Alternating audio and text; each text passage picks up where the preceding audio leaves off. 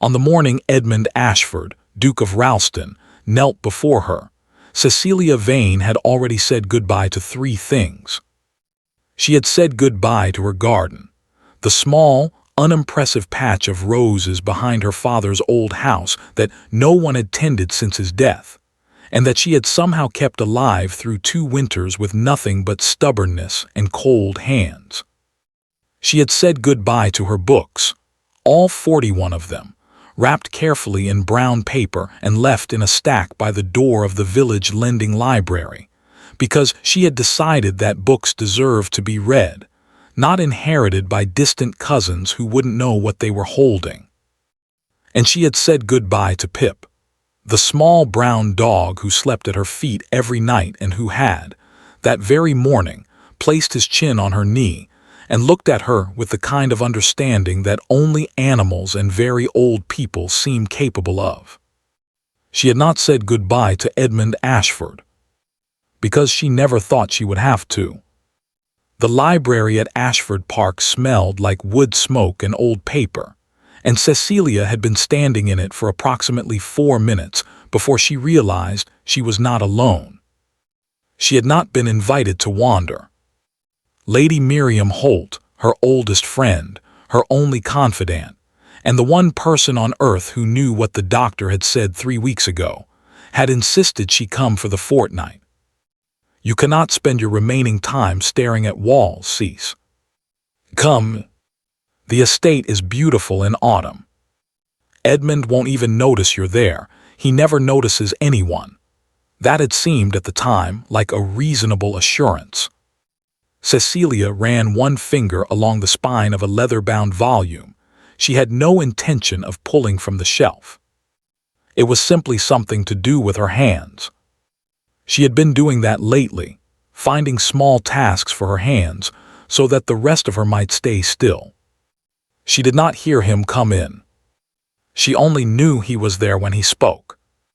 "That one is dreadful," said a low voice from somewhere behind her left shoulder. "I've read it twice." Both times were a mistake. Cecilia did not startle.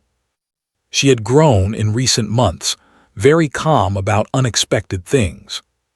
She turned slowly and found Edmund Ashford standing 3 feet away, holding a glass of brandy he did not appear to be drinking, watching her with an expression she could not immediately name. She had seen him once before, 2 years ago briefly, at a county assembly she had attended with Miriam. He had been pointed out to her across the room. Duke of Ralston. Just returned from the peninsula. Doesn't dance. He had looked from a distance, like a man made entirely of angles, sharp jaw, straight shoulders, the kind of stillness that rooms tend to arrange themselves around. Up close, he looked like a man who had not slept properly in a very long time. "I'll take your word for it," Cecilia said, and turned back to the shelf. There was a pause. She heard him move not toward her, but to one of the leather chairs by the window, where he sat with the particular careful weight of someone managing an old injury. She pretended not to notice. He pretended not to notice her pretending. They remained like that for some minutes, she at the shelves, he at the window, in a silence that was, surprisingly, not uncomfortable. "You're Miriam's friend," he said eventually. "Cecilia Vane," she confirmed. "Baron Vane's daughter." Another pause. "He died last spring." "He did. I'm sorry." She considered telling him that she was not, particularly, that her father had been a weak and foolish man who had drunk himself through 2 inheritances and left her with a crumbling house and a stack of unpaid accounts. She decided against it. "Thank you," she said instead. Edmund Ashford said nothing more. He finished his brandy. He left. Cecilia stood in the library for a long moment after the door closed, her finger still resting on the spine of the dreadful book, and thought, well, that was nothing. She revised that opinion over the following 10 days. He did not seek her out, not exactly. But he appeared. in the breakfast room when she came down early because sleeping had become difficult, in the East Garden when she walked there in the afternoons because the air helped. Once, memorably, in the corridor outside the music room, where he stood listening to her play for a full 7 minutes before she noticed him and stopped, and he said only, "Don't stop on my account," in a tone that suggested he meant it.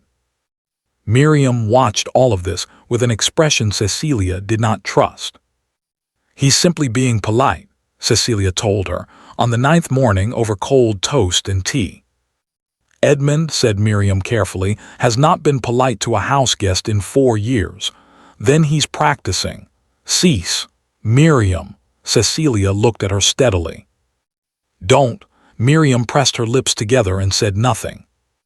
But she looked at her plate with the expression of someone who has already decided on a course of action and is simply waiting for the correct moment. The correct moment, as it turned out, was the following afternoon. Cecilia was in the library again. She had developed a habit of it, which she recognized as unwise and continued anyway. When the door opened, and Edmund came in with the settled purposefulness of a man who had been somewhere else, decided against it, and come here instead. He stopped when he saw her. She waited. He crossed the room. He stopped in front of her. And then, without preamble, without any of the careful social scaffolding that these moments were supposed to involve, no drawing room, no chaperone, no prepared speech, Edmund Ashford went down on one knee on the library floor and looked up at her with an expression she still could not name, but that struck her, suddenly, as the most unguarded thing she had ever seen on a grown man's face. "Miss Vane," he said, "I recognize that this is abrupt. I recognize that we have known each other for 10 days, and that I have not handled those 10 days with any particular grace. I am not a man who does this sort of thing easily, and I suspect that is obvious." A pause. "I'm also not a man who is good at waiting when he knows his own mind." Cecilia's hand had gone very still against the shelf. "I am asking you to marry me," Edmund said. "Not because it would be convenient. Not because the estate requires an heir, or the season requires a duchess. Because you are the only person in this house, possibly in some years, who has sat in a room with me and not tried to fill the silence. Because you play Schubert in an empty room when you think no one is listening. Because you said thank you when you meant something else entirely, and I understood exactly what you meant." He stopped. His jaw was tight. "I am aware this is not a conventional speech." "No," Cecilia agreed. Her voice was very even. She was quite proud of that. "I am not a conventional man." The room was quiet. Through the tall windows, the autumn light was the particular low gold of late afternoon, and it lay across the floor between them like something physical, like something that could be stepped over or stood in.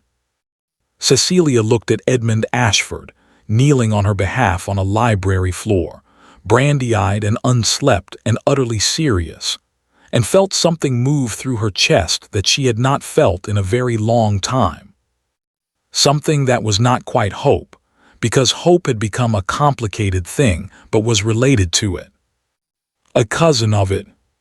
She thought about that morning's letter, folded in her pocket. Dr. Hargrove's careful handwriting. "At most 6 months, Miss Vane, and that is if you are careful." She thought about Pip and the roses and the 41 books. She thought about the word yes, how it would feel in her mouth, how it would feel in his ear. "I need time," she said. Edmund blinked. It was the first moment in 10 days she had seen him surprised. "Time," he repeated. "A few days," she kept her voice level. "This is not a small question, Your Grace." He rose slowly, and she saw the careful way he straightened the old injury in his left leg, she thought, though he would never say so. He looked at her for a long moment with that unreadable expression, and then he nodded once. "A few days," he said. Of course he left. Cecilia stood in the library until she heard his footsteps disappear down the corridor. Then she sat down in the nearest chair, the leather one by the window where he had sat that first afternoon, and pressed both hands flat against her knees. She did not cry.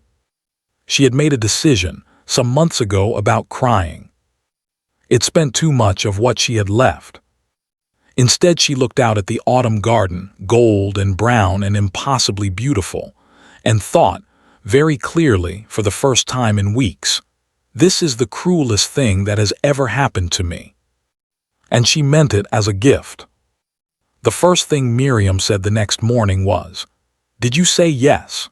She appeared in Cecilia's doorway before the maid had finished with the curtains, still in her dressing gown, hair unpinned, with the expression of a woman who had not slept because she had been too busy hoping on someone else's behalf. Cecilia was sitting at the small writing desk by the window, her hands wrapped around a cup of tea that had gone cold. She had been sitting there since 5 o'clock. Outside, the garden was white with morning frost, every blade of grass standing stiff and separate, beautiful in the particular way that things are beautiful when they are about to disappear. "Close the door," Cecilia said. Miriam closed it. She came to sit on the edge of the bed, tucking her feet beneath her the way she had done since they were girls, sharing a narrow settee in her mother's parlor. She waited. "How could I?" Cecilia said. The words sat between them, quiet and final, like stones placed rather than thrown. Miriam pressed her mouth together. She had known, of course she had known. She always knew, but knowing and hearing were different things. And for a moment her face did something complicated that she quickly schooled back into composure. "Cease," she began. "Don't tell me it wouldn't matter," Cecilia said. Not sharply. She was past sharp. "Don't tell me he would understand, or that I deserve happiness, or any of the other things you've been rehearsing since yesterday afternoon. I know you've been rehearsing them. You have a rehearsing face. I don't have a rehearsing face. You do. Your left eyebrow does something." Miriam's hand went involuntarily to her left eyebrow. Cecilia almost smiled. "Almost. I cannot say yes to a man I am going to leave," she said. "That is the beginning and end of it. He would spend the rest of his life." She stopped. Started again. "He has already lost enough." Miriam was quiet for a moment. Outside, a bird landed on the frost-covered windowsill, looked in at them both with what seemed like judgment, and left. "When did you know?" Miriam asked softly. "Not about Edmund. About the other thing." Cecilia turned the cold cup in her hands. "2 winters ago, I thought it was simply the season. Last spring I knew." She paused. "I told no one because there was no one to tell. Father was already gone. You had just had the baby. There was no," another pause. "There was no version of telling people that didn't end with me, watching them grieve before I did. I decided I'd rather do it privately." "That is the most Cecilia Vane thing I have ever heard," Miriam said, and her voice cracked on the last word. "Please don't." "I'm not." Miriam straightened. She pressed her fingertips to her eyes for exactly 3 seconds. Cecilia counted, and then lowered her hands and looked at her with something fierce and clear. "All right. But I want to say one thing, and then I'll leave it alone." Cecilia waited. "You have been managing everyone else's grief since before your father was in the ground. You have been small and quiet and undemanding your entire life because someone always needed you to be." Miriam's voice was steady now, the way it got when she believed something completely. "I am asking you, I am not telling you, I am asking, to consider that saying yes might not be something you do for him. It might be something you do for yourself. She stood, smoothed her dressing gown with both hands and moved toward the door. That's all. I'll leave it alone now. She left. Cecilia looked at the cold garden for a long time. She did not, for the moment, change her mind. But she held Miriam's words carefully. The way you carried something fragile, not close enough to crush it, not far enough to drop it. The trouble with Edmund Ashford, she discovered over the following 3 days, was that he did not pressure her. She had expected pressure. Pressure was something she knew how to resist. Pressure was a door you simply didn't open. What he did instead was nothing, or what looked like nothing but wasn't. He left a book outside her door on the second morning. No note. Just a slim volume of botanical illustrations, English garden flowers, hand-tinted, clearly old and clearly valued. She opened it to find that someone, him, she had no doubt, had pressed a single dried sprig of something between the pages. She didn't know what it was. She spent an embarrassing amount of time trying to identify it. He sat across from her at dinner and did not watch her.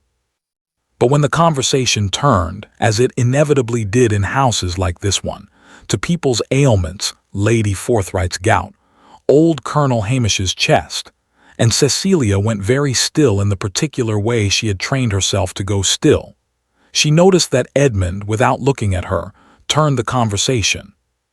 Smoothly, completely, with the practiced ease of a man who had done difficult things in difficult situations, and knew how to move without being seen to move. She noticed. She thought he knew she noticed. Neither of them said anything about it. On the third morning, she came down to find a letter waiting at her place at the breakfast table. Not from Edmund, from Dr. Hargrove, forwarded from her address. She recognized the handwriting before she touched it, and felt the familiar cold settle into her sternum. She folded it and placed it in her pocket and ate her breakfast, and did not read it until she was alone. It said what she had expected it to say. The symptoms you described suggest progression. I would strongly advise against overexertion, extended travel, or significant emotional strain. Significant emotional strain. She looked out the window at the frost-pale garden and laughed one short, quiet sound because she couldn't help it. She did not hear the Dowager Duchess come up behind her. Eleanor Ashford, Edmund's mother, 61 years old, impeccably dressed at all hours, with the kind of posture that suggested a lifelong argument with softness, appeared in the morning room doorway as Cecilia was folding Hargrove's letter back into her pocket. She looked at Cecilia with eyes that were Edmund's eyes, older and more practiced, and said, "I'd like a word." It was not a request. The Dowager's private sitting room was everything the rest of Ashford Park was not: small, warm, aggressively personal. Portraits on every wall. A writing desk buried under correspondence. A small dog, older and fatter than Pip, with the defeated expression of an animal that had long since accepted its circumstances, asleep on a velvet footstool. The Dowager sat. She did not invite Cecilia to sit. Cecilia sat anyway, because she had decided, some months ago, to stop waiting for permission for things. The Dowager looked at her for a moment with the expression of someone assembling the correct words in the correct order. Then she said, "You are not suitable for my son." Cecilia held her gaze. You may be right. That, apparently, was not the answer the Dowager had prepared for. Something shifted slightly in her expression. She recalibrated. "He is a duke," she continued. The position requires, a wife who is capable of the full demands of the role. Socially, physically, and in terms of continuity. She paused delicately on that last word. "An heir," Cecilia said. "Among other things, You believe I am not capable of those things. The dowager's chin lifted. I believe the question is worth examining before my son commits himself to a course from which there is no graceful retreat. The room was very quiet. The old dog shifted on its footstool and wheezed. Cecilia looked at the Dowager Duchess, at the rigid set of her shoulders, the controlled precision of her hands in her lap, the faint tension at the corners of her eyes, and felt, with a sudden and unexpected clarity, that she was looking at something she recognized. Not cruelty. Fear. This woman was afraid. Profoundly, specifically afraid, and not of Cecilia, not exactly. Of something Cecilia represented. Some outcome she had already imagined in full detail in the quiet of this small, warm room, with its portraits and its letters and its sleeping dog. She knows, Cecilia thought. The certainty arrived without drama, without evidence she could name, just the particular recognition of one person carrying a secret, seeing another person carry it too. She knows, and she is trying to protect him, and she has no idea that we want exactly the same thing. As she stood, the Dowager blinked. She had not been finished clearly. You are right that I am not suitable, Cecilia said, keeping her voice very even. I intend to tell him so. You have my word. She left before the Dowager could answer. She walked down the corridor and up the stairs and into her room, and she sat on the edge of the bed with her hands in her lap, and she thought about what the Dowager's face had looked like in that last moment, the split second before composure closed back over it. She was relieved, Cecilia thought. And she was devastated. Both at once. She understood that completely. That evening, Miriam knocked. She came in and sat in the chair by the fire, and looked at Cecilia with an expression that said she had been thinking hard since morning and had arrived somewhere. The Dowager spoke to you, she said. She did. What did she say? That I'm not suitable. Miriam's eyes darkened. She had no right. She wasn't wrong, Cecilia said quietly. Miriam. She looked at her oldest friend, at the familiar face, the worried eyes, the left eyebrow already doing its thing. She wasn't wrong. And I'm going to tell him no. Silence. Cease, I've decided. Miriam looked at her for a long, long moment. All right, she said finally. Her voice was careful. Controlled. But I want you to know something first. She leaned forward, elbows on knees, and looked at Cecilia with the directness that had always been her most alarming quality. I want you to know that if you say no because you are trying to protect him, I will respect it. But if you say no because you believe you are not worth the trouble, she stopped. Her jaw was tight. Then I will argue with you. Every day. For as long as we have. Cecilia said nothing. You deserve one good thing, Miriam said. Before you deserve one good thing, the fire crackled. Somewhere in the house, a clock struck 8. Cecilia looked at her hands, at the thin fingers, the faint shadows that hadn't been there 2 years ago. She thought about the book left outside her door. The dried sprig she still hadn't identified.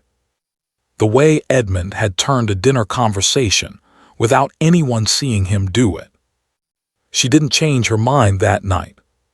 But for the first time in 3 weeks, she wasn't completely sure of it. The yes came on a Tuesday. It came quietly, without ceremony, in the east garden at 2:30 in the afternoon, while a thin November rain was just beginning to decide whether it meant it or not. Cecilia had gone out without an umbrella because she had stopped carrying one, a small, private rebellion against the business of preparing for weather, and Edmund had followed her out, or perhaps had already been there. It was difficult to say which. She had been standing at the far end of the garden path, looking at the bare rose beds, when she heard his footsteps on the gravel behind her. She didn't turn around. "I've been thinking," she said to the rose beds. "So have I," said Edmund, from somewhere just behind her left shoulder. He had a talent for that position, close enough to be present, far enough to give her room. She had noticed it was deliberate. "I've been thinking about what it means to be selfish," she said again. And I've decided that I've been confusing selfishness with self-preservation for so long that I'm not certain I know the difference anymore.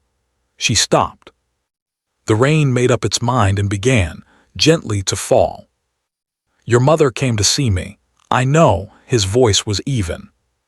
"I spoke to her about it. You didn't need to do that." "I did." A brief pause. "What she said to you was it was not her place. And it was not accurate." Cecilia turned around then, because she wanted to see his face when she said the next part. Edmund was standing on the path in the thin rain with no more preparedness for weather than she had, no hat, no greatcoat, and looking at her with that expression, she still did not have a name for but had spent the past 11 days studying. "She wasn't entirely wrong," Cecilia said. Edmund said nothing. He waited. She had learned that about him, that he waited with his whole attention, not with half of it while preparing his response. "I want to say yes," she said. Each word was careful and distinct, placed like something she was certain of. "I want to say yes, and I want you to know that I mean it, not out of gratitude, not out of circumstance, not because I have nowhere else to go. I mean it because," she stopped, "because you are the most surprising person I have met in a very long time, and I was not expecting to meet anyone surprising again." The rain fell softly between them. "That is not a yes yet," Edmund said. "No," Cecilia agreed. "It isn't." She thought about Miriam's face the night before, the firelight, the tight jaw. "You deserve one good thing." She thought about the letter in her pocket, Hargrove's careful handwriting. She thought about the plan she had assembled in the dark of 4 o'clock that morning, lying still in the unfamiliar bed, staring at the ceiling and building it piece by piece like a house she intended to live in briefly and vacate without damage. They would marry. She would have her months, good months, whatever months there were, and Edmund would have a wife who was present and willing and genuinely, devastatingly glad to be there. And when the end came, it would come as illness comes in these stories, as it was supposed to come, gradually, then suddenly, and then it would simply be a grief he could survive. Duke survived grief. The world was full of widowed dukes. He would be all right. He would be all right because she would make sure of it. She would not let him watch her diminish. She would manage it. She was good at managing things. It was, she recognized even as she constructed it, a very foolish plan. It was also the only one she had. "Yes," she said. Edmund went very still. "Yes," she said again, because it needed saying twice, once for him, once for herself. "I'll marry you." He looked at her for a long moment, the rain falling on both of them, and then he did something she had not anticipated. He didn't speak. He didn't reach for her hand or make any of the ceremonial gestures the moment was supposed to call for. He simply closed his eyes briefly, 2 seconds, perhaps 3, with the expression of a man setting something down that he has been carrying for a long time. When he opened them, he looked younger. Not young. She did not think Edmund Ashford had ever been entirely young, but younger than he had this morning, younger than he had at dinner last night, younger than he had been in all the 11 days of her careful, cataloging observation. "Thank you," he said quietly. It was such an unexpected thing to say that Cecilia felt something loosen in her throat that she had been keeping very tightly held. "Don't thank me," she said, and was surprised to find that her voice was perfectly steady. He offered his arm. She took it. They walked back toward the house in the thin November rain, not speaking, and it was the most companionable silence Cecilia had experienced in longer than she could accurately calculate. At the door, Edmund stopped. He looked down at her with that unreadable expression and said, "I don't need you to be perfect. I just need you to stay." He said it simply, like a fact he was reporting. Cecilia's chest did something she did not have a word for. "I'll do my best," she said. She meant it as a comfort. It came out like a confession. That night Miriam came. She appeared in the doorway before Cecilia had even lit the second candle, with the expression of someone who had been listening for footsteps in the corridor and had given up pretending otherwise. "Well," she said. I said yes. Miriam's face did three things in rapid succession: relief, joy, and then something more complicated, something that lived in the space between happiness and grief, which Cecilia knew well because she lived there herself. "Oh, cease," she said. "Don't, I'm not." Miriam came in and sat on the bed and looked at her with clear eyes. I'm glad. I'm very glad." Cecilia sat at the writing desk, her hands flat on the surface, looking at the dark window. The rain had stopped. Outside, the garden was very still. "I have a plan," she said. Miriam went slightly careful. "What kind of plan?" "A sensible one." Cecilia turned to face her. "We marry. I have whatever time I have, and I will be present for it. I will be entirely present, I promise you that. And when things begin to, when it becomes clear that," she stopped. "Start it again. I will manage how it appears. He will not watch me become less. He'll grieve a wife who was, until near the end, herself. That's survivable. That's the kind of grief a person comes back from." Miriam was quiet for a moment. "And you've thought about this thoroughly," she said carefully. "I've thought about little else." Another pause. "And Edmund has no part in this plan. No choice. His choice is the marriage. That's the important choice." "Cease." Miriam's voice was gentle, but underneath the gentleness was something firm, something that had been there since they were 16 years old and Cecilia had made a different foolish plan, and Miriam had let her get to the third step before saying anything. "You are planning to manage his grief for him. Before you've even caused it. Yes, you are planning to decide on his behalf how much he's allowed to know and when." A pause. "When you say it like that, I'm saying it correctly." Miriam looked at her steadily. "I'm not going to tell you not to do it. You'll do it anyway, and we both know it. But I want you to hear yourself." She stood and smoothed her skirt. "He asked you to marry him, knowing practically nothing about you. He waited 11 days without a word of pressure. He went to his mother." Her voice softened briefly. "Whatever he is, Cecilia, he is not a man who needs to be protected from the truth of his own life." She left. Cecilia sat at the dark window for a very long time. She did not change her plan. But she sat with it differently now, at a slight distance, the way you sit with something you suspect you will eventually have to put down. The engagement was announced at dinner the following evening.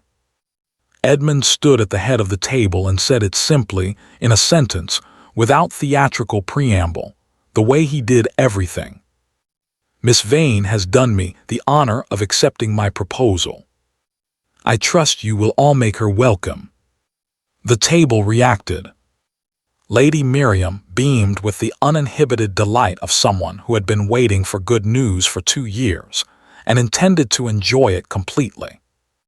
The Dowager Duchess sat very straight and said nothing and looked at her plate. The two visiting cousins exchanged a glance that contained an entire conversation. The housekeeper, standing near the sideboard, pressed her lips together in a smile. She was trying to keep professional and failing.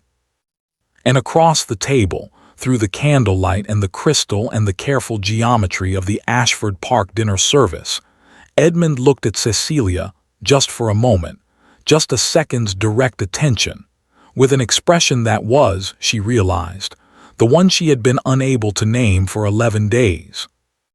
It was simply this: he was glad. Not triumphant. Not satisfied. Not relieved in the way of a man who has secured a contract or resolved a negotiation. Just glad. Quietly, entirely glad. Cecilia held his gaze for exactly as long as she trusted herself to, and then looked down at her plate. This is a terrible plan, she thought clearly. I am going to do it anyway. Later, much later, after the household had gone to bed, she stood at her window and looked at the dark garden and thought about the word stay. I just need you to stay. She pressed her forehead lightly against the cold glass.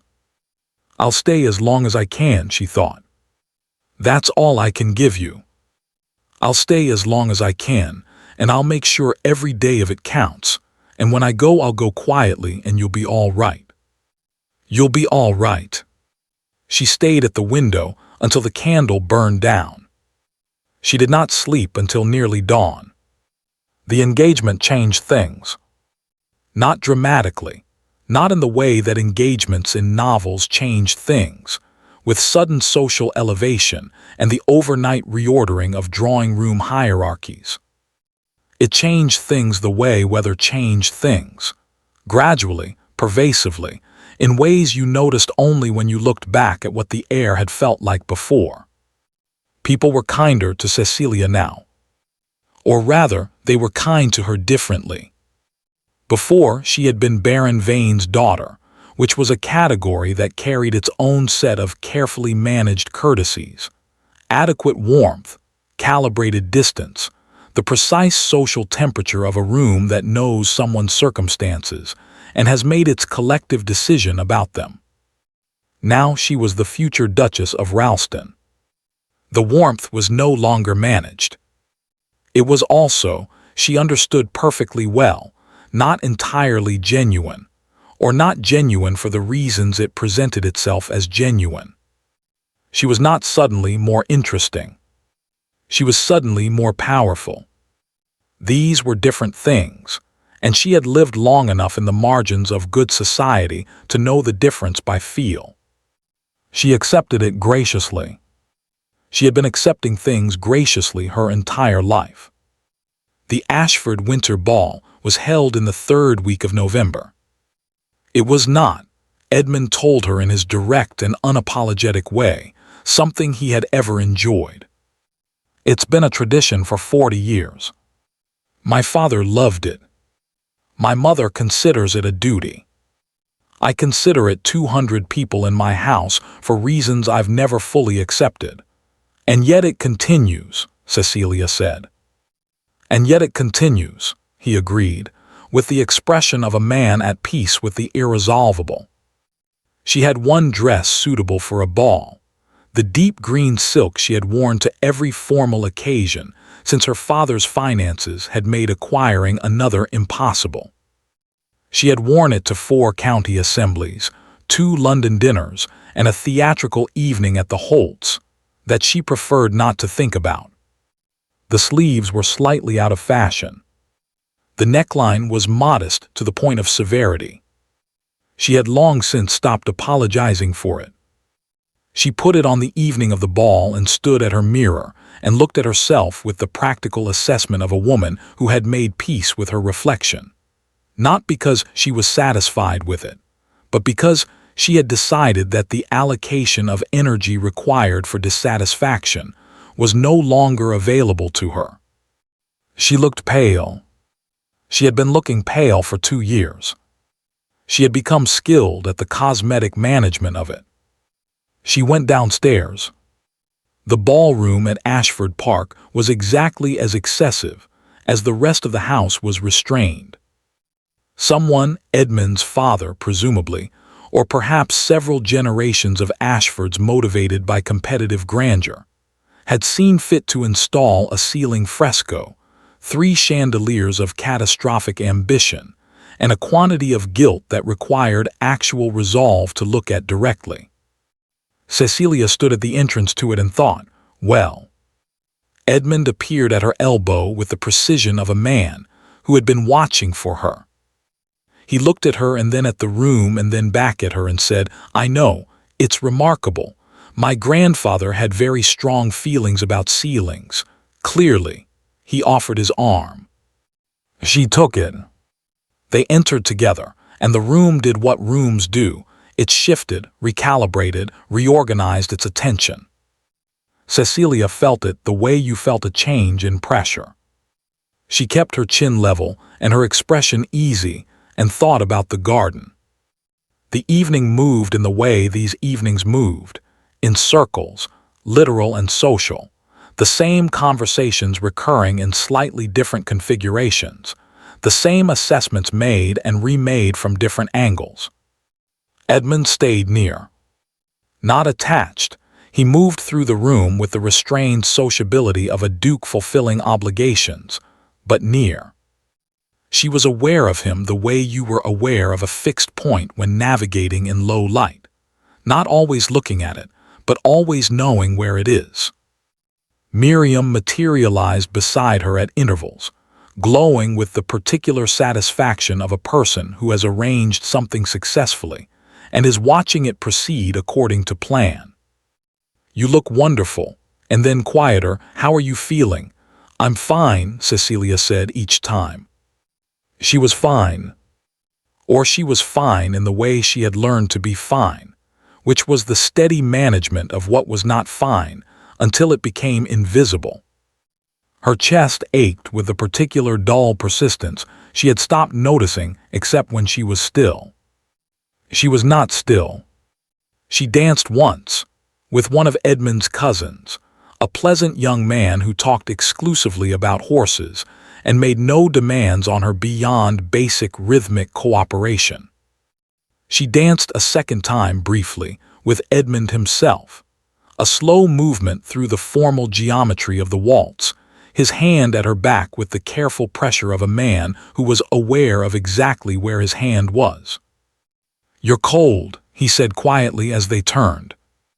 The windows, she said. He looked at her. She looked at the middle distance. The windows, he repeated and said nothing more. It was during the second hour that Lady Harcastle appeared.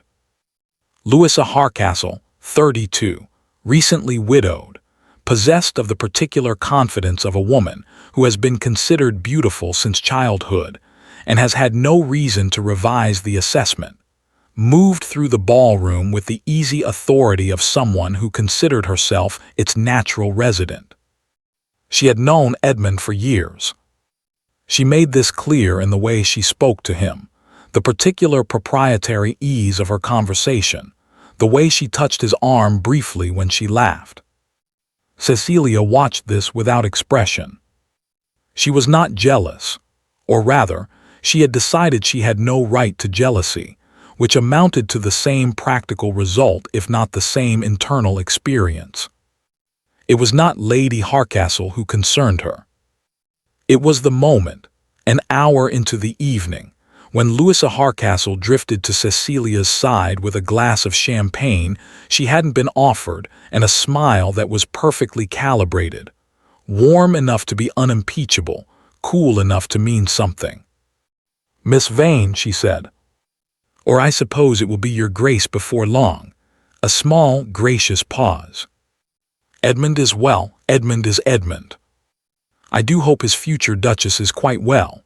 Another pause, delicate as a blade. In all the ways that matter, she smiled. She moved away. Cecilia stood with her hands still, and her face still, and felt the remark arrange itself inside her chest, finding the exact space it had been designed for. Across the room, Edmund was talking to an elderly general and hadn't heard. He looked up, some instinct, some directional awareness, and found her face across the distance. He held her gaze for a moment. His expression asked a question without moving. She gave him the smallest shake of her head. Nothing. I'm fine. Continue. He continued. It happened at 10:30. She had been standing near the tall windows at the edge of the room, the real windows this time, cracked for air, the cold night pressing in at the edges when the cough came. It came the way they always came now, without warning, a sudden tightening in the chest that gave her perhaps 2 seconds of preparation. She turned toward the window, away from the room, and pressed her gloved hand to her mouth and let the cough have its moment. When she lowered her hand, there was blood on the white glove. Small, precise, unmistakable. She looked at it for 1 second. Then she folded her hand closed, turned back to the room, and reached for a fresh glass of champagne from a passing tray with her other hand, the gesture so smooth and ordinary that the footman didn't even glance at her. 3 feet away, old Lady Forthright was watching her with an expression of quiet, terrible sympathy. Cecilia met her eyes. Lady Forthright looked away first. Cecilia raised her glass and drank. Miriam found her 20 minutes later, in the corridor outside the ballroom, standing near an arrangement of hothouse lilies and breathing with the controlled evenness of someone managing pain. I saw, Miriam said quietly. I know, Cease, I'm all right, you're not, I'm standing. I'm dressed. I'm going back in there in 2 minutes and I'm going to finish the evening because if I leave early Edmund will know something is wrong, and I'm not ready for that conversation. She looked at Miriam steadily. So I need you to let me have 2 minutes and then come back in with me and talk to me about something ordinary. Anything. The weather. Your aunt's terrible hat. I don't care. Miriam looked at her for a long moment. Then she said, my aunt's hat was genuinely extraordinary. 3 feathers, Cease. From 3 different birds that had no business being on the same hat, Cecilia breathed. That is alarming, she said. The largest feather was taller than she is. She's quite short. The feather was not. They stood in the corridor with the sounds of the ball muffled behind the closed doors, and Cecilia breathed, and Miriam talked about the hat, and after 2 minutes, exactly as promised, they went back in. Edmund was waiting for her just inside the door. He didn't say anything. He simply fell into step beside her as she re-entered the room, and remained there for the rest of the evening, closer than before, not close enough to alarm anyone, but present in the specific way that said, I'm here. I'm not going anywhere. Don't explain. She didn't explain. But at one point, very quietly, without looking at her, he said, we can leave whenever you want. I only need a reason, and I'll manufacture one immediately. I have 4 ready, she looked at him. You've prepared excuses in advance, she said. I prepare for contingencies. What are the 4? Household emergency. Sudden onset of my recurring headache, which is real for the record and requires no embellishment. My cousin George said something inappropriate, which is always available as an option because George reliably provides material. And he paused. A 4th one that requires you to look faint on cue. I didn't want to rely on that one without your consent. Cecilia looked at him, this angular, careful, quietly extraordinary man who had prepared 4 exit strategies for her comfort, and felt something move through her that she had no plan for. I'm all right, she said. But thank you, he nodded once. He stayed where he was. At 11 o'clock, Lady Harcastle passed them again, and this time she looked at Cecilia with the clear, assessing gaze of someone who has made a calculation and is reviewing their arithmetic. You know, Cecilia thought, meeting her eyes. Lady Harcastle moved on. Half this room knows, Cecilia thought. And the other half suspects. and he is the only person standing here who doesn't. She looked at Edmund, his profile sharp in the candlelight, his attention on the room with the steady vigilance of a man who had learned to watch things carefully. "Tell him," said something in her chest. "Just tell him. Tonight." It would take 30 seconds. She folded the thought up carefully and put it away.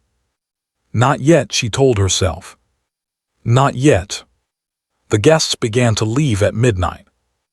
Cecilia stood with Edmund in the entrance hall while carriages were called and coats were retrieved, saying the appropriate things to the appropriate people, performing the small social ballet of departure with a fluency she did not have to think about. And then the hall was empty, and the footmen were extinguishing the outer lights, and Miriam had gone up, and the dowager had retired an hour ago, and it was only Edmund and Cecilia standing in the quiet entrance hall of Ashford Park at 10 past midnight. He looked tired. Not unwell. Edmund never looked unwell, but tired in the deep way of a man who had been performing steadiness all evening and could now, in the absence of an audience, stop. "Go to bed," Cecilia said gently.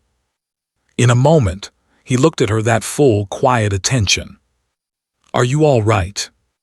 "Honestly." She looked back at him. "Tell him," said the thing in her chest. "Tell him right now. He's tired and his guard is down and he would listen, and it would be over and you could stop carrying it alone." She looked at his face, the tiredness in it, the care in it, the particular quality of his attention that had been, from the very first evening in the library, the most unsettling thing about him. She made a decision. She was going to tell him.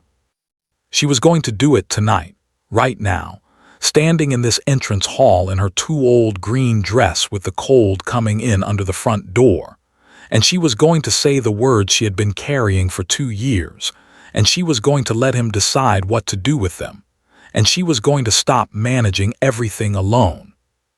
She drew breath. She said, "Edmund, there's something I need to." The study door opened. The Dowager Duchess stood in the doorway. Her face, when she saw both of them standing there, did something complicated, surprise, and then resolution, and then the particular look of a woman who has been waiting for an opportunity and recognizes it. She looked at her son. "Edmund," she said, "come in here. Please." Her voice was the voice of a woman who had been crying recently and had stopped very recently. Edmund looked at Cecilia. Cecilia looked at the Dowager. "Go," Cecilia said quietly. He went. The door did not quite close. Cecilia stood in the entrance hall and told herself to go upstairs. She told herself clearly and specifically. She didn't go upstairs. She stood in the quiet entrance hall at 10 past midnight, and she heard, through the not-quite-closed study door, the Dowager's voice, low and strained and entirely unlike its usual controlled precision. "You have to know, Edmund. Someone has to tell you. I have been sitting with this for weeks and I cannot. She is a good woman. She is a genuinely good woman, and I have not been kind to her, and I am ashamed of that, but Edmund," a pause. Cecilia's hand went still at her side. "She is dying." The entrance hall was very quiet. "The doctor told me weeks ago. She has been ill for 2 years. She is dying, Edmund, and she hasn't told you, and everyone in that room tonight knew except you, and I cannot watch you walk into this without silence." Then Edmund's voice, very quiet, very even. "I know, Mother," a longer silence. Cecilia stood in the entrance hall and stopped breathing. "I know," Edmund said again. "I've known for some time." Cecilia went upstairs. She went upstairs and she closed her door and she sat on the edge of her bed in the dark in her too old green dress, and she sat there for a very long time without moving. He knew. He had known. He had knelt on the library floor, and asked her to marry him, and he had known. She pressed her hand flat against her sternum, against the ache that lived there permanently now, and looked at the dark window and tried to understand what to do with that. She couldn't. She went to Miriam's door and knocked once.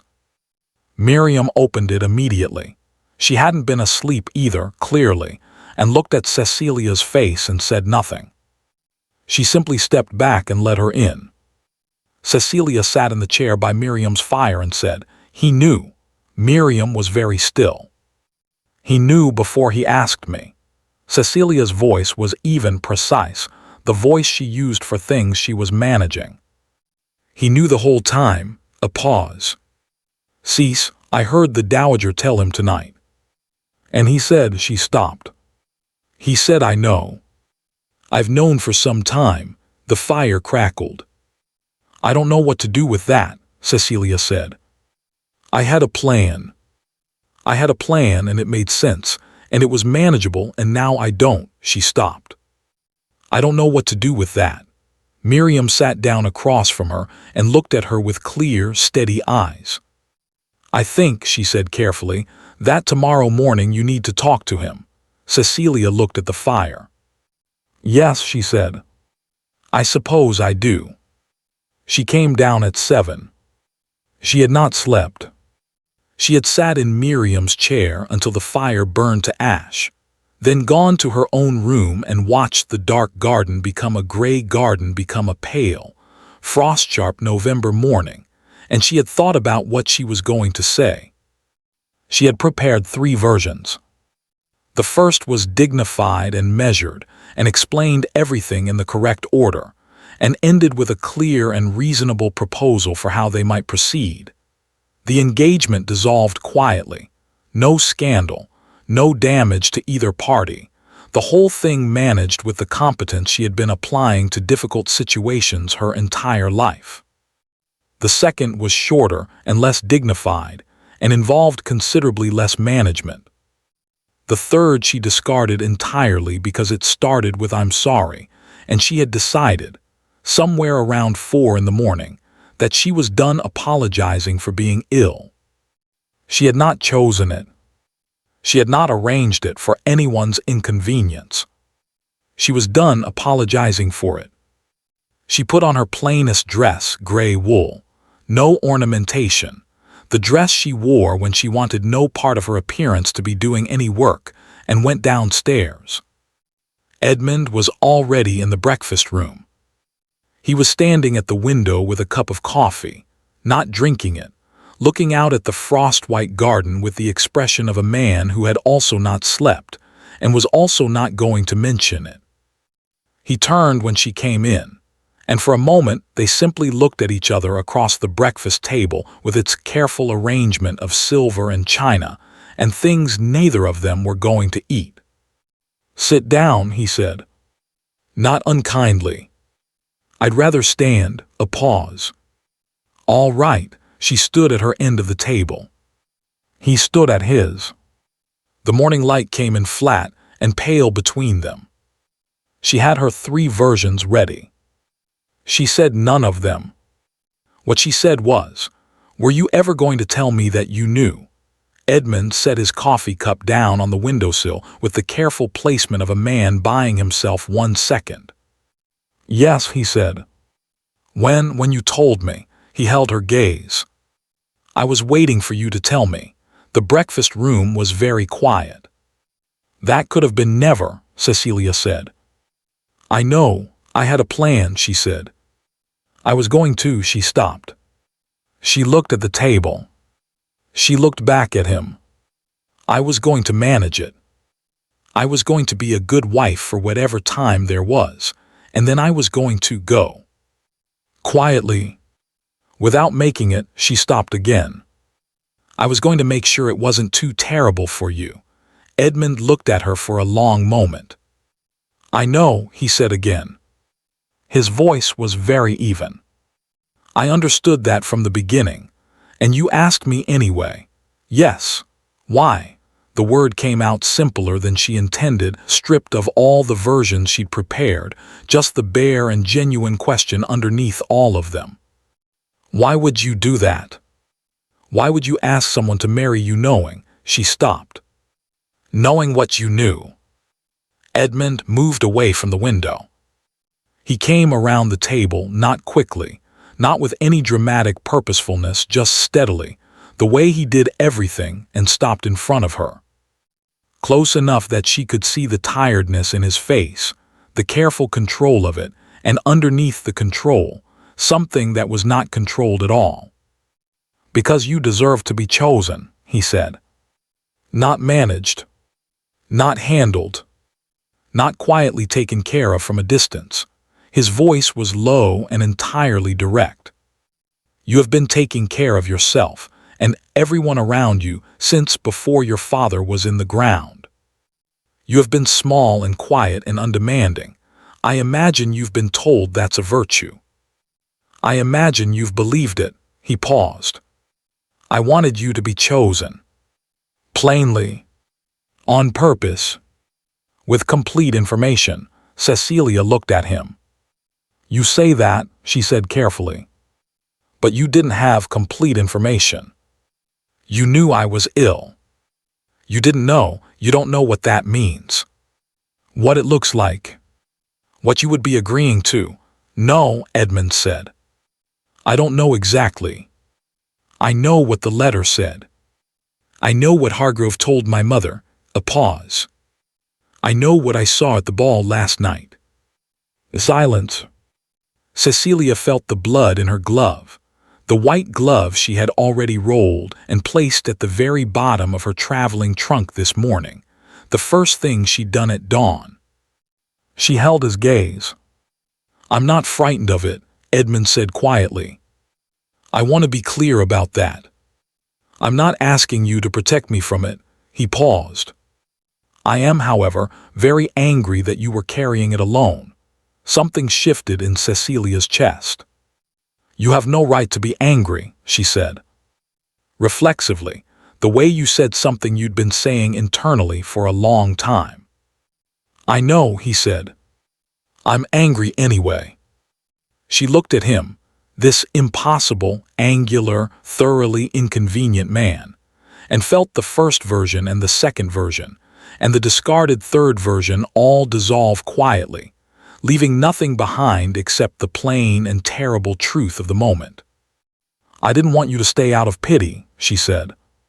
Quietly. That was the whole of it. I didn't want to be the thing you endured out of kindness. Edmund's jaw tightened. Is that what you think this is? He said. I didn't know what it was. I still don't entirely, then let me be clear. He said it without heat, without any performance of feeling, just the direct, declarative plainness that was, she had learned, the most authentic register he had. I am not a man who does things out of obligation. I did not return from the war and run a 20,000-acre estate and manage 200 tenants and sit through 40 years of my mother's winter balls out of pity, Miss Vane. A pause. I asked you because I wanted to. I knew the full extent of what I was asking, and I wanted to. That is the only explanation I have, and I'm aware it may not be a satisfying one. The morning light lay across the floor between them. Cecilia looked at him for a long time. It's a satisfying one, she said finally. Very quietly. Edmund exhaled one breath, controlled, and something in his shoulders changed. They stood in the breakfast room in the early morning quiet, not touching, not moving, and the space between them felt different than it had 60 seconds ago. Smaller. Not closed, not yet, but different. There's something else, Edmund said. She waited. He went back to the window. He picked up the coffee cup, set it down again. He turned to face her with the expression of a man who has rehearsed something, and is now deciding whether the rehearsed version is the honest one. I wrote to a physician in Zurich, he said. 8 weeks ago. Cecilia went still. His name is Dr. Albrecht. There is work being done. Treatments, not cures. I want to be precise. I will not tell you it's a cure because I don't know that and I won't lie to you. He held her gaze. But there are cases. There are documented cases of stabilization. Of people who were where you are and who have more time than they were told. The room was very quiet. You wrote to him, Cecilia said.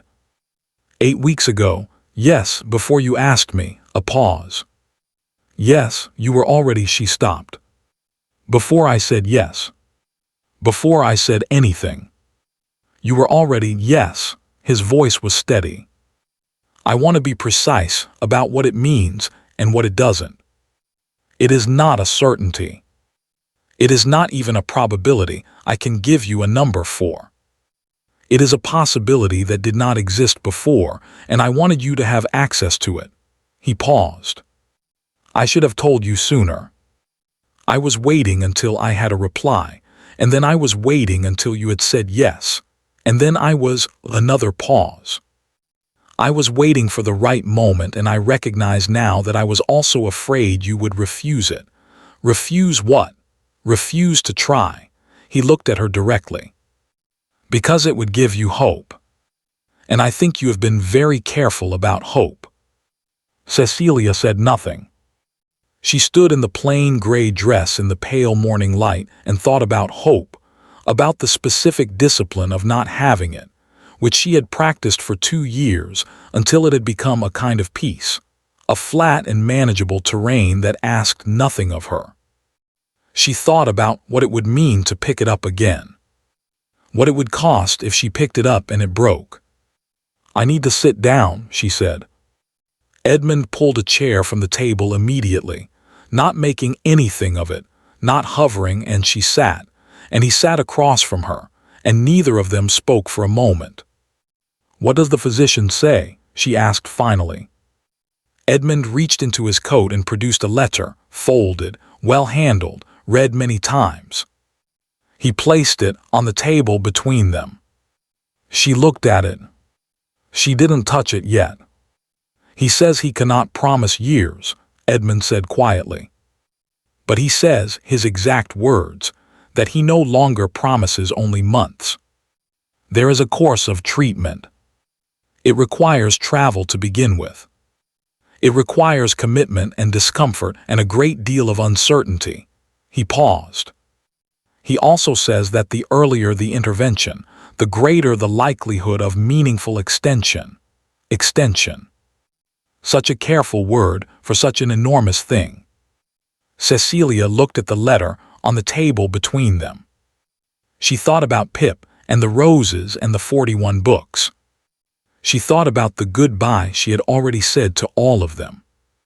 She thought about the moment in the entrance hall last night, when she had drawn breath and started to say it, and how close she had come, and how it had felt not like relief exactly, but like the first movement toward it. She picked up the letter. She read it slowly, carefully to the end. Edmund waited. He did not watch her read. He looked out the window at the frost-sharp garden with the steady patience of a man who had made his case and was prepared to live with whatever came next. She read it twice.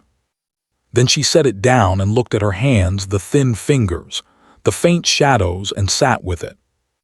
Why, she said again. Not the same question as before.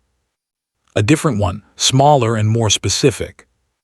Why would you do all of this for someone you had met for 10 days? Edmund turned from the window. He looked at her for a long moment, with that expression, the one she had finally named last night in the entrance hall when everything had rearranged itself. Because 10 days was enough to know, he said simply.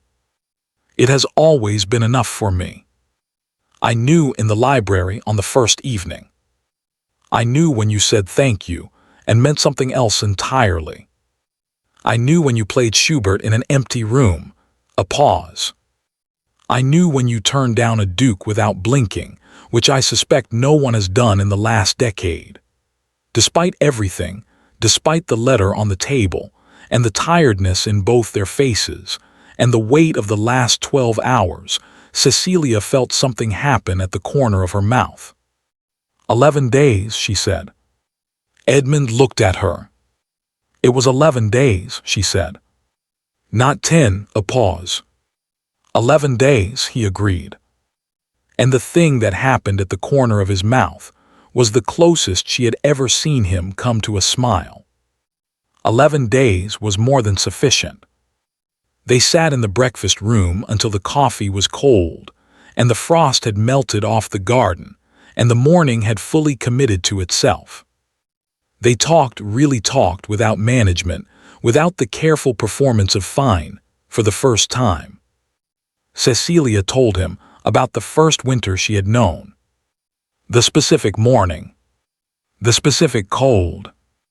The particular quality of the silence in her father's house after the doctor left, and she sat alone at the kitchen table and understood what the rest of her life was going to look like.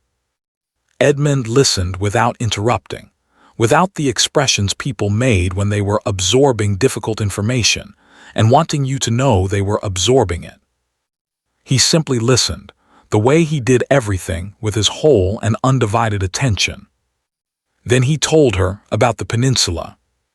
Not the parts she had read about in letters and newspapers, the victories, the campaigns, the clean narrative of military history. The other parts. The parts that had given him the careful way he moved, and the old injury in his leg, and the inability to sleep past 5 in the morning. Cecilia listened without interrupting. When he finished, they sat for a moment in the plain and simple companionship of two people who have told each other true things and found the other still present. I have a condition, Cecilia said. Edmund waited. If I agree to see this physician, she stopped. If I agree to try, I need you to understand something. She looked at him directly. I will not spend whatever time I have. Whether it is the time I expected or more than that, I will not spend it being ill in front of you. I will not be managed or watched or handled. A pause. I have been somebody's responsibility my entire life. I don't want to be yours. Edmund held her gaze. I don't want a responsibility, he said. I want a wife, he paused. There is a difference. I know the difference. Then you know that what I'm asking for is equal ground. He said it simply. You tell me when it's bad. I tell you when it's bad. Nobody manages anyone. A pause. That's the only arrangement I'm interested in. Cecilia looked at him. You understand I'm not accustomed to that, she said. I know. A pause. Neither am I. We can be poor at it together. She looked at the letter on the table. At the cold coffee. At Edmund's face in the pale morning light, tired and direct and entirely, inconveniently genuine. She thought about the plan she had built so carefully in the dark of 4 in the morning. The manageable plan. The quiet, self-sufficient, dignified plan that asked nothing of anyone and left everyone intact. She thought about what it would mean to put it down. All right, she said. Edmund was very still. I'll see the physician, she said. I'm not promising anything beyond that. I'm not promising to be hopeful or optimistic or any of the other things people expect from someone in my position. She paused. But I'll see him. Edmund nodded once. His jaw was tight in the way it got when he was feeling something he wasn't going to perform. That's enough, he said quietly. That's all I'm asking. Silence. Then Cecilia said, You kept a sprig from the book. Edmund blinked. The non sequitur had landed exactly as she intended. I saw it, she said. Under the paperweight in your study. The same one as the book you left outside my door. A pause. I spent an embarrassing amount of time trying to identify it. A silence. Hawthorne, Edmund said. It means hope, he paused. I'm aware that's sentimental. It is sentimental. Yes, I didn't know you were sentimental. I'm not, he said. Generally, Cecilia looked at him for a moment. 11 days, she said again quietly.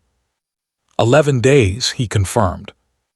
Outside, the frost-white garden had turned gold in the morning sun, bare branches casting long shadows across the cold ground, and somewhere in it a bird was singing with the cheerful disregard of something that simply did not know it was November. The journey to Zurich took 11 days. Cecilia counted them, not anxiously, not with the particular dread of someone measuring out what remained, but with the attentiveness she had developed over 2 years of understanding that days were not guaranteed and therefore worth the noticing. The Channel crossing, gray and cold and indifferent to the fact that it was making her ill. The long flat stretches of northern France, bare-fielded and frost-silvered, passing outside the carriage window like pages turning. The slow climb into Switzerland, the air-changing quality as the altitude climbed, becoming something cleaner and more demanding, as if it expected more of the lungs it entered. Edmund sat across from her in the carriage and read, mostly. Or held a book open and looked out the window. She had learned to tell the difference. Miriam had come as far as Dover, and then gone home to her husband and her baby, with the expression of someone leaving a person at a dock and needing very badly to believe the ship was sound. She had held Cecilia's hands at the carriage door and said nothing for a long moment, which was, for Miriam, the most serious form of communication available, and then said, "Write to me. Every week." "I mean it, every week," Cecilia had confirmed. And Cecilia, Miriam had glanced briefly at Edmund, standing a few feet away with the studied distance of a man giving space where space was needed. Let him help. Actually let him. Not the version of letting him where you accept help and then immediately work out how to need less of it. Cecilia had opened her mouth. "I know your faces," Miriam said. "All of them." That was the one that means you're about to say of course, and means something more complicated. Cecilia had closed her mouth. She thought about that in the carriage, watching Edmund not read his book. She thought about it in the particular way of someone who has been given accurate information they are not yet certain how to use. Dr. Heinrich Albrecht was 60 years old, Swiss-German and possessed of the kind of quietness that is not the absence of something but the presence of a great deal of it, settled and still. His clinic occupied the upper floor of a stone building on a street that smelled of pine and cold water, and his consulting room had 2 large windows that looked out at the mountains, which Cecilia found either encouraging or ironic depending on the hour. He examined her for a very long time. He asked questions she had not been asked before, specific, unhurried, following each answer to its logical next question, the way a person follows a path, not because they know where it leads, but because the path is there, and the path is the point. Edmund waited outside. She had asked him too. He had said of course without hesitation, which meant he had known she was going to ask. When Dr. Albrecht had finished, he sat back in his chair and looked at her with the direct, unsentimental kindness of a man who spent his professional life at the intersection of hope and accuracy. "You have been ill for 2 years," he said. "Yes, and for 2 years you have been," he paused, choosing. "Economical. With your energy. With your expectations. Yes, that has kept you here," he said simply. "The carefulness has kept you here. I want you to understand that first, before anything else. The choices you made in ignorance were not wrong. You are here in part because of them." Cecilia sat with that for a moment. Nobody had told her that before. "The question now," Albrecht continued, is whether here can become somewhere further. He placed both hands flat on the desk. I will not give you numbers. I have learned not to give people numbers. They carry them poorly. They become the number instead of themselves. A pause. What I will tell you is that there is a course of treatment. It is long. It is not comfortable.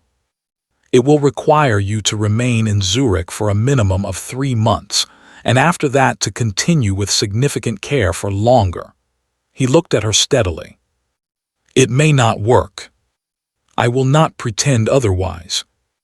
There are cases in which it has not worked. There are also cases, he paused.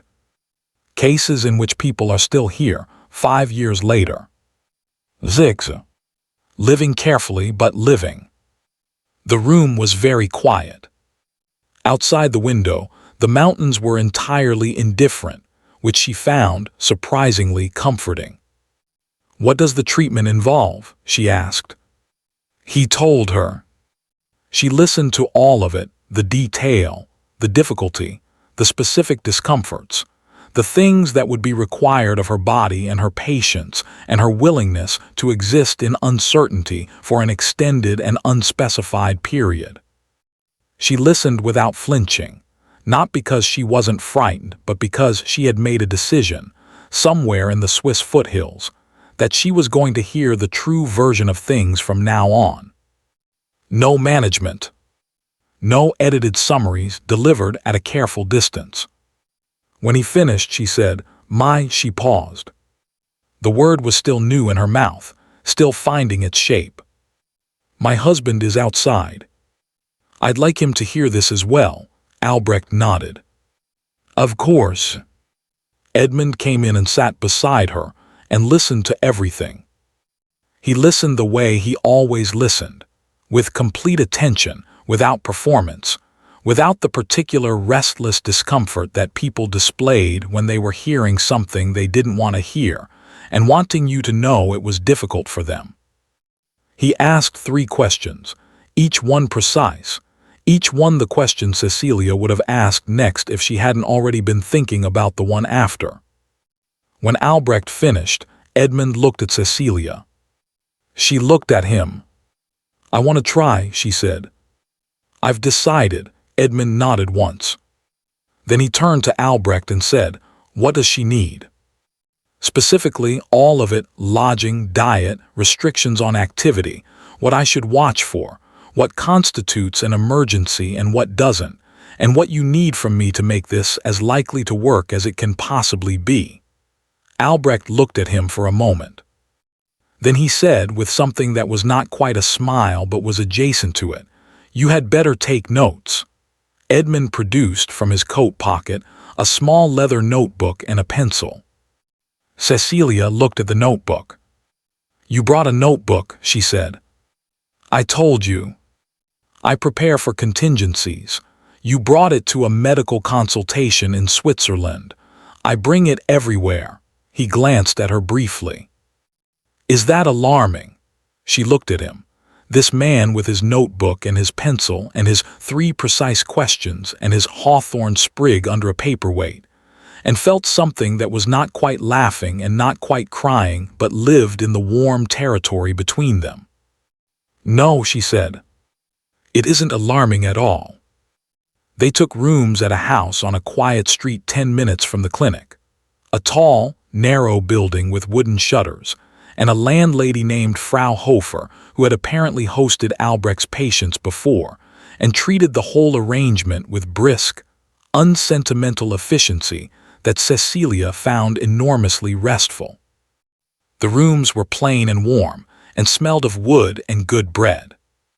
There were 2 windows in the sitting room that looked out at a street where the snow, when it came, would be deep and clean, and nothing like the gray London version she was accustomed to.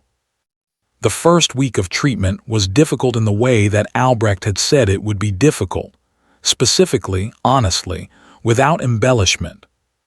Cecilia was tired in a new way, more purposeful somehow, as if her body was spending energy on something instead of simply losing it.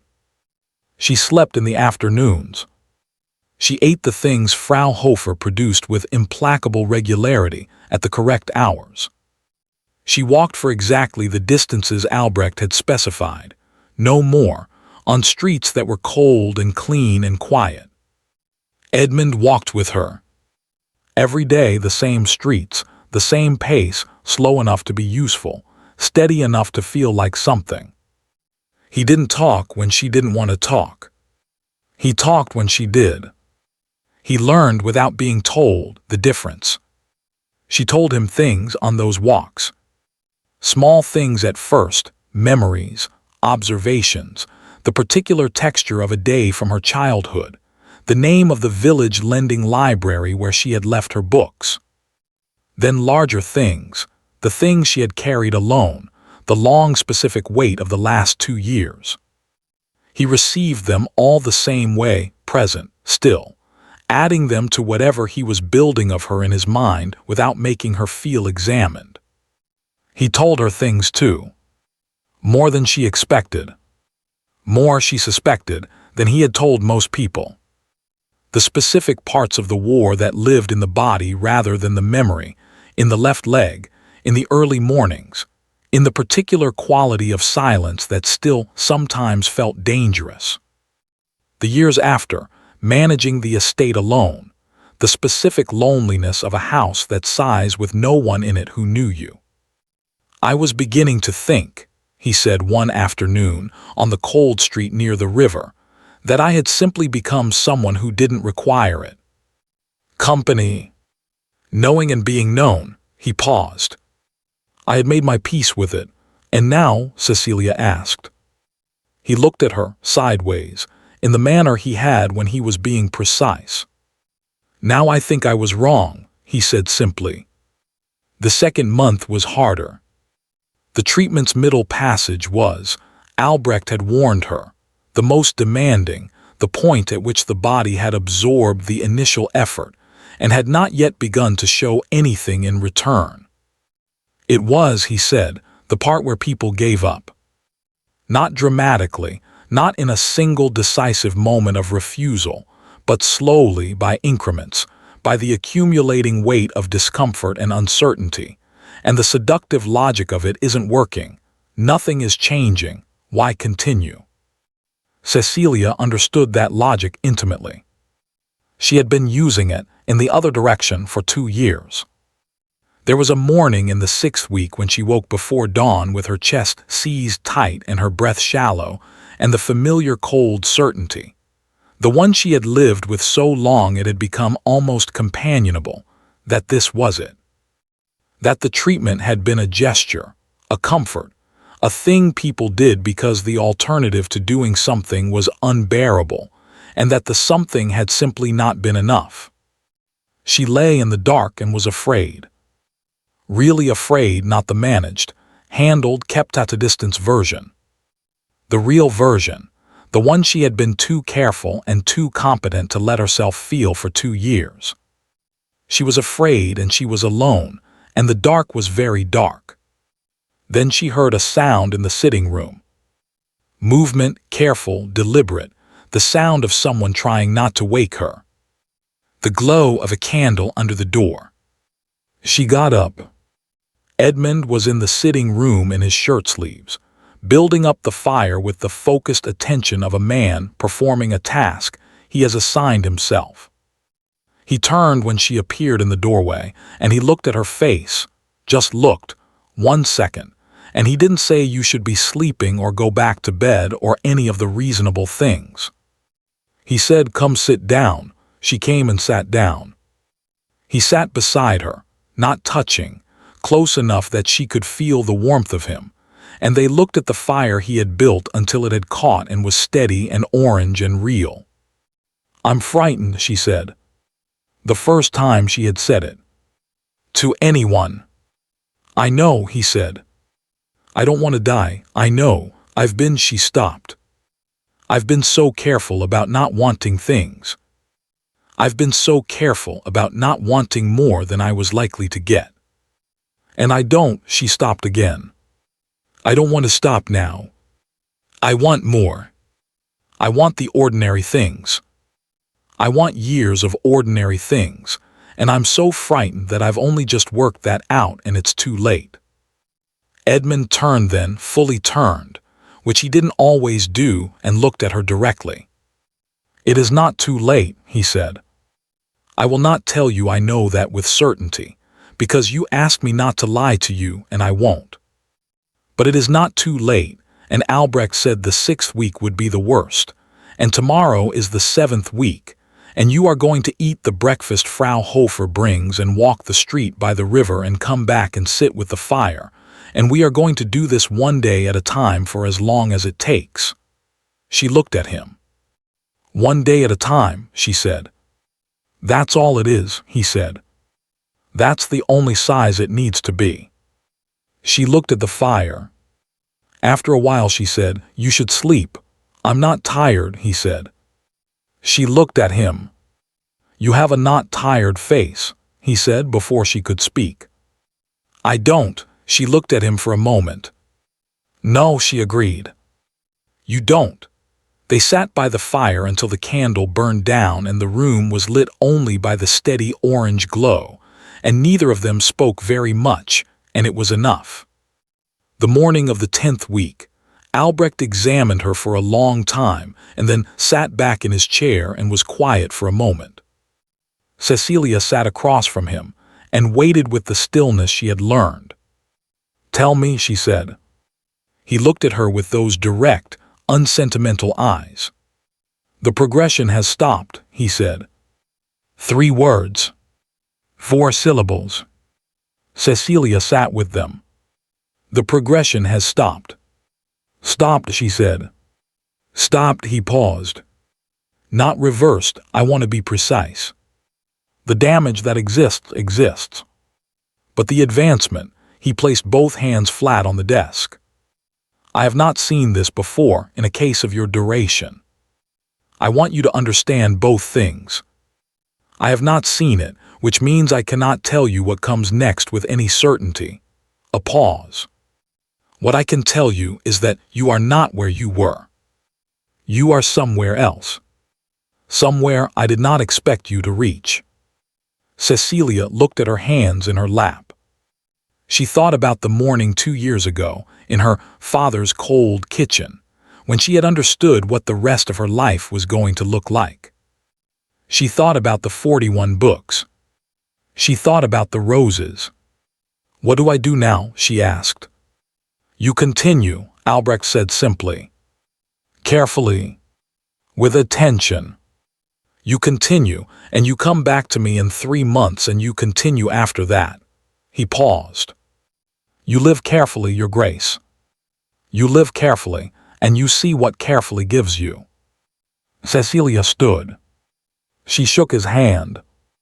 She walked out of the consulting room with the steadiness she had maintained for 2 years through everything, and she went through the door to the waiting room where Edmund was on his feet the moment he heard her step, his face arranged in the careful neutral of a man who has been sitting with hope for 10 weeks, and is now 1 second from knowing whether it was worth it.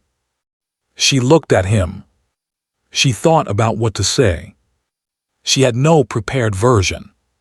For once, she had nothing prepared at all. "It stopped," she said. The progression stopped. Edmund stood very still. "Edmund," her voice was steady. "It stopped."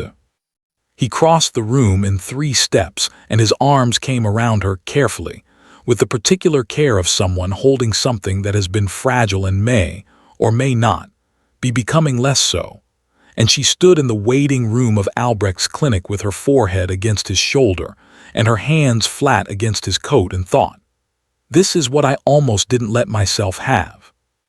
This exact thing. This is what I was going to manage away." She held on. He held on back.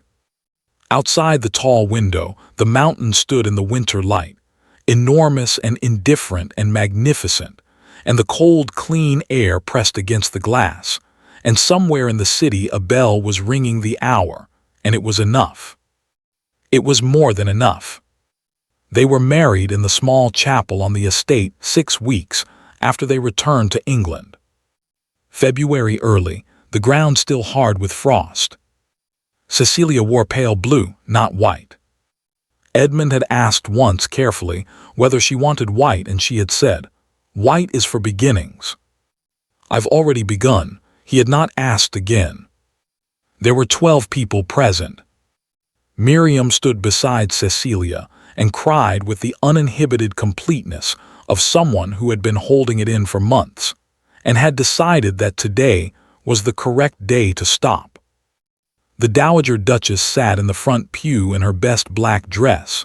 She always wore black, on principle, and held herself very straight throughout the ceremony.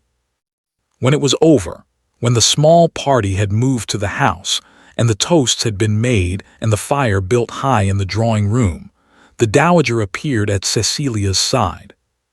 She said nothing for a moment. Then she took Cecilia's hand briefly, firmly, without preamble, and held it for exactly 3 seconds. She released it. She walked away. Cecilia looked at Miriam. Miriam's eyebrow did something. "Don't," Cecilia said. "I didn't say a word," said Miriam. The roses came back in April. Cecilia had not expected them to. She had planted them in the autumn, 12 bare root stems in the south-facing bed along the kitchen garden wall, the same variety she had kept alive with stubbornness and cold hands in her father's neglected garden. And she had planted them with the careful, present-tense hope she had been practicing for 2 years now. Not the old hope, the kind you hold at arm's length to protect yourself from it. The new kind. The kind that says, "I am putting this in the ground because I intend to be here when it comes up." She had told Edmund about the roses when they planted them. About the original ones, the ones she had already said goodbye to. He had listened the way he always listened, and then he had taken off his coat, rolled up his sleeves, and helped her dig for the rest of the afternoon without being asked. She thought about that now, sitting in the garden in the pale April sun with Pip asleep across her feet, watching the first red edges push through the green. The garden at Ralston was not a formal garden. It had been once. There were traces of it still, the ghost of symmetry in the older beds, the architectural remnants of something that had once been arranged and controlled and admired from a distance. But somewhere in the last 20 years it had been allowed to become itself, to sprawl and reconsider its original intentions, and what had resulted was the kind of garden that looked accidental and was not. Cecilia had added to it gradually, carefully, with the attentiveness of someone who understood that a garden was a long conversation rather than a finished statement. New beds along the south wall. A cutting garden, practical and slightly wild.